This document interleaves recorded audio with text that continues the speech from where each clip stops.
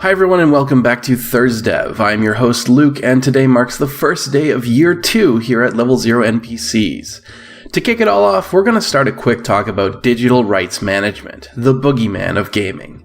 It pops up in gaming forums every once in a while and I find that there's a whole lot of misunderstanding about what DRM actually is and how it works, and when it can actually even help us as game consumers. So I thought I'd try my best to explain what it is in simple terms. What is it, first of all? The problem with DRM is that it's a blanket term for a lot of things. Generally speaking, when people talk about DRM, the first thing that pops into mind is a system that prevents players from accessing a piece of software in one way or another without first verifying that it's a legitimate copy of that software. Those of us that grew up in the age of DRM's infancy probably remember things like Star Force, a system that was so egregious in its implementation of DRM that it led to widespread boycott of developers that made use of the solution at all. DRM can be anything from encrypted data within a file that makes it unreadable without verification, or it can be logging into a server in a game to authenticate your personal details and maintain persistent player data. Its uses, implementation, and even function is very broad, which is why talking about it requires a little bit of qualification. Of course, I'll be talking about DRM in video games, which is perhaps one of the places where it's most at home. But just know that a lot of the things that I'll be talking about today are also transferable to other forms of DRM. Digital rights talks about a system of checking whether a particular accessor of a piece of data has the right or entitlement to access that data, in simplest terms. DRM in games traces its roots all the way back to early copy protection, which was a primitive system of discouraging pirated copies of software by asking the player to reference a specific part of the software manual or use a code wheel to find a specific number to input. A well-intentioned system, but easily exploited if you had access to so much as a photocopier. Copy protection eventually evolved into what's most commonly remembered as product keys or software keys, which are long strings of letters and numbers, usually input during installation, which an internal verification system within the software could check against a hash companion number. If the string returned the correct hashed value upon running it through an encrypted algorithm, matching the value expected, the software assumes that it's a legitimate copy and moves on. Software pirates, ever industrious, were extremely good at working out these algorithms, and there were usually 5 key generators for every game on the market within days of its release. The key algorithms were improved, the pirates improved. The executable started to look for an encrypted packet of data on a disk in the disk drive, pirates cracked the executable in order to ignore the check and always return a positive. This push-pull persists to present day, but it has also driven the growth and ultimately the change, in many ways for the better, of modern DRM. CD copy protection, limited installs, zealous anti-cheat programs, all of these are examples of DRM that has done a fine job coloring our perception of the practice of implementing these systems, to the point that now, in the online age where DRM has matured significantly and there are situations where DRM is a necessity, it can still lead to anger, vitriol, and gross misunderstandings of the inner workings of software. At its core, modern digital rights management is still, for all intents and purposes, designed as a method of verifying that software being run is being run by a person that owns it legitimately. It was built to function originally much in the same way as copy protection, product keys, CD checks, and so on always have. At the time of its inception, it was during a brief era where software piracy was really at its peak. The era of Napster, WinMX, LimeWire, and Kazaa saw a massive influx of consumer software peer-to-peer sharing, and one of the largest products on the market was, aside from music, computer games. During this time period, software was by and large still being distributed as physical media. CD-ROMs were king, and physical runs of discs were limited, and often expensive due to a highly controlled system of supply and demand, never mind if you lived in a different country. Sometimes a consumer would have no access to the game or simply didn't want to pay for it, and in some cases the copy protection was so overzealous that games would be less functional due to the barrier to entry, and a cracked version was simply superior, but ultimately the end result is that the player would get a pirated version of a game. Entirely client-based copy protections had failed to protect software from illegal copying, and it had also failed in that it provided a diminished or frustrating experience for the end user. Something had to change, and the most effective form of system that anyone managed to find was a form of online authentication that we now commonly refer to as DRM. Modern DRM uses a system that's very similar in many ways to product keys. Almost identical, in fact, except for the major differentiating feature that authentication is not handled on the client side, as is the case with some older software key systems, but by connecting to an authentication server and verifying that the software is legitimate. Sometimes this check is performed once, sometimes it's persistent, like with the much bemoaned Uplay service, but regardless of its frequency, it requires online connectivity. Some will argue against DRM that requires online connectivity because of bad internet connections, travel, and so on, but as the cellular age matures, these concerns are becoming less and less prominent. A confession. I was a pirate. A rampant pirate. I did buy some games, certainly. I still own my copies of Baldur's Gate 2 and Planescape Torment, Monkey Islands 1 through 3, and many others, but any game that I wasn't absolutely sure about, piracy was the new demo. I had Game Copy World open in my browser as often as MySpace, and I was pretty good at finding working copies of games through peer-to-peer networks that I listed above. I even made a convert of some legitimate gamers, tempting them with the siren song of free video games. I was a bad gamer, to be sure. But the game that defeated me and perhaps put me on the right path was Half-Life 2. None of my cracks worked. The online authentication was just too good for me. I spent an infuriating weekend trying to unsuccessfully circumvent their DRM, and it foiled me at every turn. Surprisingly to me, when I did more research into their DRM, something funny happened. You see, a shining example of heavy-handed but generally speaking done right DRM is the video game distribution platform Steam. Released in 2003 and seeing its first major influx of users corresponding with the sale of Half-Life 2, it was one of the first digital marketplaces. The savvy customer already realizes that Steam is a vehicle for DRM, but let me explain what that means. In order to access your library of games, you load up Steam. It serves as a one-stop platform for everything you could possibly need to do when wanting to play a game. It manages your game library for you, automatically patches games, and is a digital marketplace where, from the comfort of your own home, you can purchase games to your heart's content. It's also a required component of the vast majority of its products.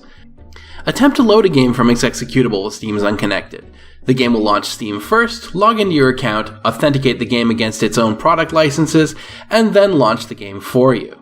Attempt to do so while your internet connection is unexpectedly disconnected, and you lose access to most of your content. It has an offline mode, but you have to be in online mode to turn on offline mode.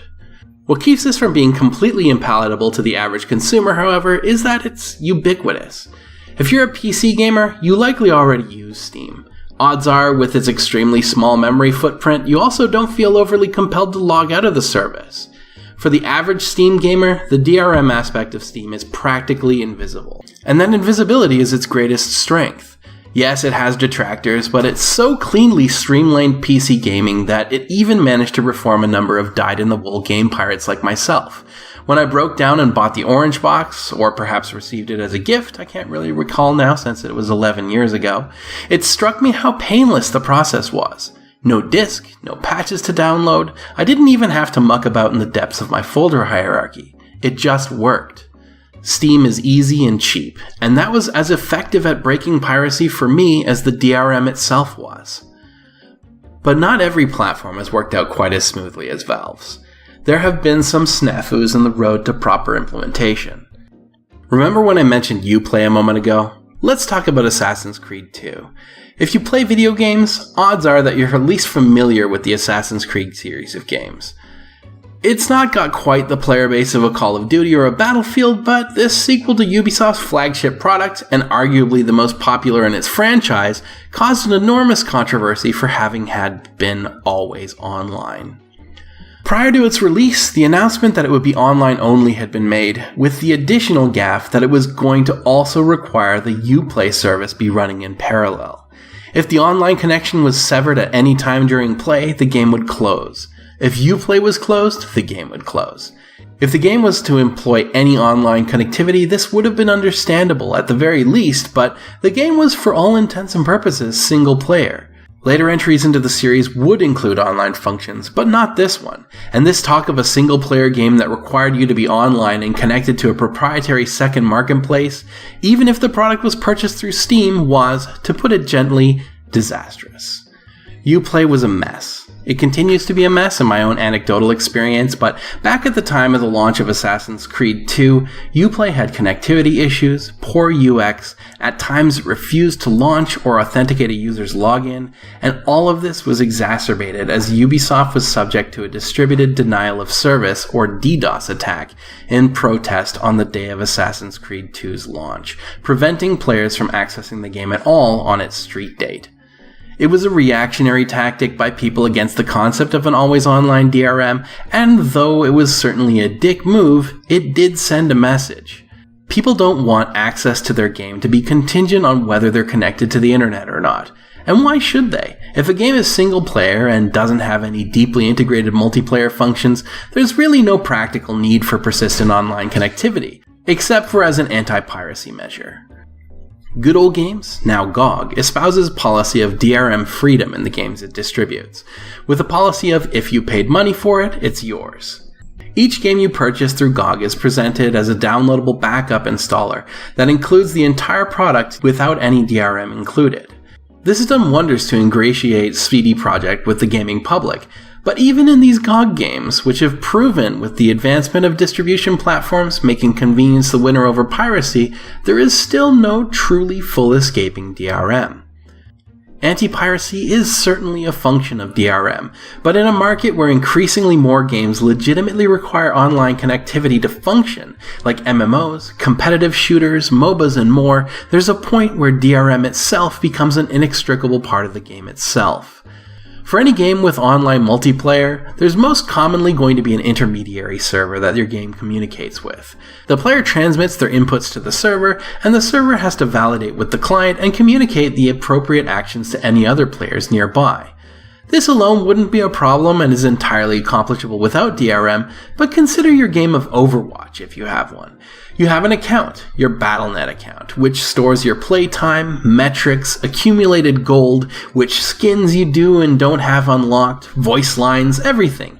It has a name for you that it displays to other players. These are all contingent upon connecting to this server and storing that information. And without that logging component, and without the server validating your account, anyone could be you in that game. Ruin your score, spend your coins, be a massive dick wearing your face. By locking that away behind a username and a password, your personal information is safe, as is your selected spray. It also ensures that the data being transmitted is valid. Though some sophisticated systems will still manage to circumvent it, without this server communication, which requires authenticating your game against others, it would mean any amount of cheating, hacking, or game breaking could happen, and believe me, it would. Are there ways around it? Sure. Entirely peer-to-peer games with no persistent where everybody has carte blanche to cheat are possible. Co-op doesn't strictly require DRM, and there are plenty of co-op multiplayer games that don't require it. But it's still worth mentioning that any competitive game where there's meant to be any kind of persistence or fairness will want authorization, which, for better or worse, is DRM. I understand disliking DRM. It's a system whose primary function for the first large part of its history was to prevent unauthorized users from playing a game. And though many are able to reconcile piracy in their minds, most wouldn't openly admit that they think that piracy, regardless of an alternative, is good, unless they really don't give a shit about the people developing the games they pirate. But DRM serves a purpose. It's a padlock. You can put it on a door to keep people out that don't have a key, or you can put it on a door to keep the things inside safe. It has a very real and important place in some parts of our games, and that should be acknowledged even if we reserve the right to dislike it in general. As long as you enjoy your online competitive games, you should reconcile that because there's no alternative. If you can't, then be sure to buy your games from GOG and make sure that they're all single player. That's it for me today. I hope that you enjoyed this episode and that you'll consider subscribing and leaving a thumbs up or a thumbs down and a comment below. DRM is polarizing, and it's a bit of a touchy subject at the best of times, but if you have thoughts about DRM, I'd love to hear them. Regardless, however, I'd like to thank you for watching, as always, and I hope that I'll see you again here soon. Take care.